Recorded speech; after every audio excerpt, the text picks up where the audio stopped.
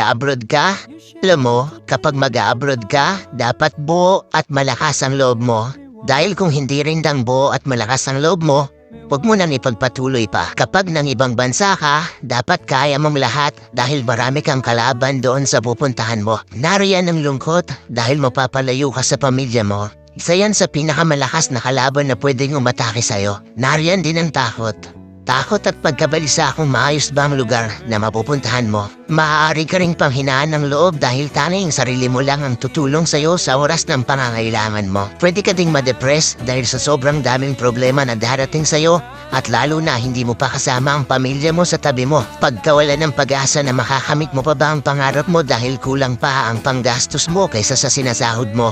At marami pang iba. Ilan lang yan sa maaari mong maranasan kapag nang ibang bansa ka. Pero dapat kapag nag-abroad ka, kaya mong magtiis at magsakripisyo para sa pangarap mo. Kaya mong indahin ang lahat ng lungkot para sa pamilya mo.